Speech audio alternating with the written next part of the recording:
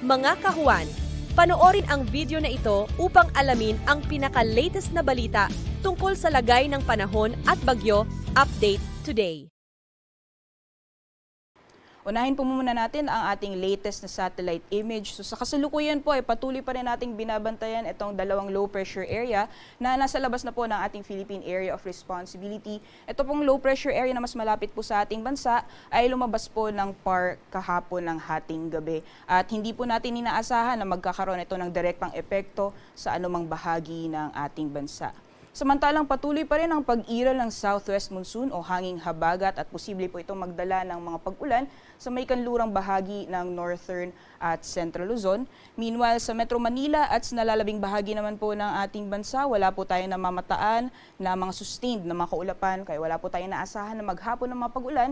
So, ngayong araw sa nalalabing bahagi po ng ating bansa, generally fair weather conditions po tayo, liban na lamang yung mga posibilidad ng mga biglaan o mga panandaliang buhos ng ulan. At sa mga susunod na araw, itong dalawang low pressure area po na binabantayan natin, itong low pressure area na mas malapit po sa ating bansa, generally kikilos po ito pakanluran, so most likely makaka-apekto po ito sa may bahagi ng Taiwan or mainland China, so hindi po natin inaasahan na makaka-apekto po ito sa anumang bahagi ng ating bansa sa mga susunod na araw. Meanwhile, itong low pressure area naman po nasa may silangang bahagi ng Visayas, may posibilidad po ito na may magiging isang ganap na bagyo at tatahak po ito generally northwestward at may posibilidad na papasok po ito ng ating Philippine Area of Responsibility.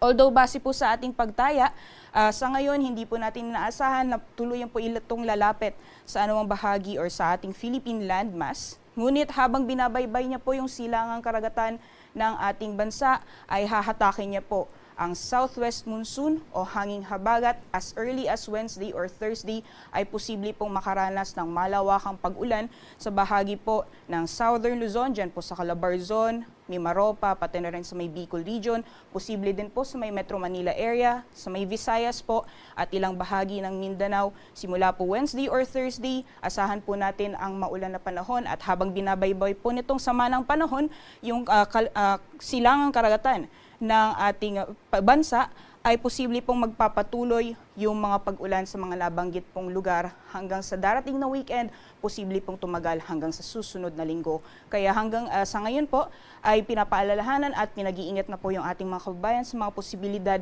na malawakang pag-ulan sa mga susunod na araw dahil po sa epekto ng hanging habagat.